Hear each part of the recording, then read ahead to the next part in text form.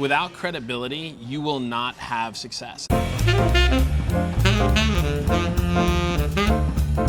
The minute you feel like somebody is rehearsed and inauthentic, you immediately shut down. Like your whole body movement shuts down. The buyer's, kind of posture changes the minute they feel like somebody's salesy, slimy, smarmy, right? The minute that happens, you shut down. This is that car sales guy who comes up and goes, "So, what do I have to do to get you to take this car home today?" The minute that happens, boom, like your reflexive no goes up. Like it's like you're in a boxing ring and Mike Tyson throws a punch and you just hide behind that guard. And so there are a lot of things that we can do to improve credibility, right? So one of those things is to emanate information, right? So you put out content into the universe, and by putting content out, if you're good at it, right, it increases credibility. Now the challenge is there's a lot of people putting really garbage out on the internet, right? Their blogs are terrible. They can't write a paragraph, yet they're like publishing a blog every single week, or they put out content and video. It's horrible,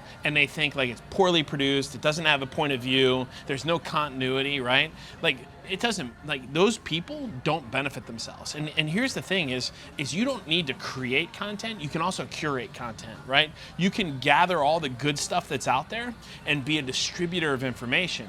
That actually presents you as like an expert, right? The editor of a newspaper doesn't write an article. All they do is put everything together and put together a final product. And so, there's the ways that we can build credibility today are numerous, right? So we've talked about dress.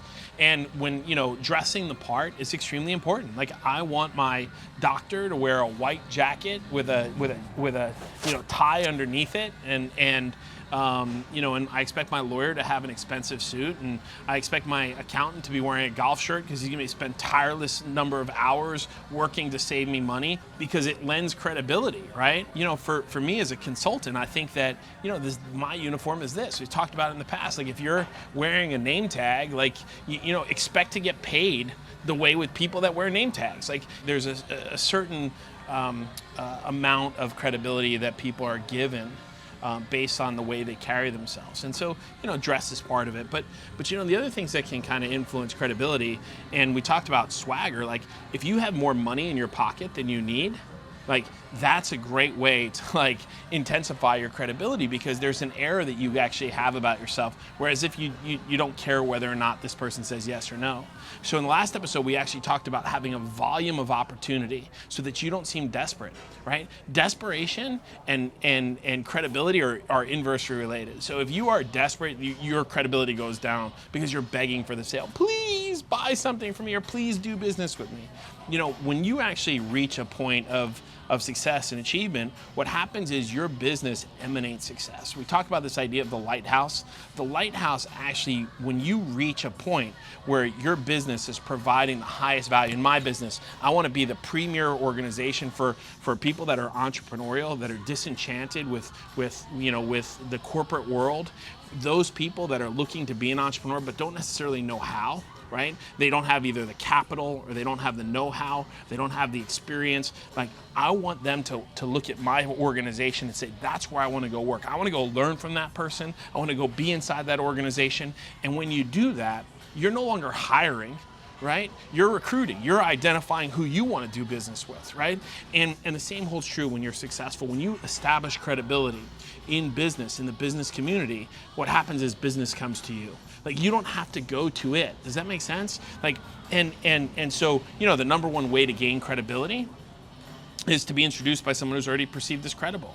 When you see successful people, their business grows and multiplies through referrals. One person has a good experience, and another person gets a good experience, and another person gets a good experience. And today, that's exactly the same way as talent moves from company to company, right? Nobody goes on CareerBuilder anymore. Nobody puts their resume on Monster.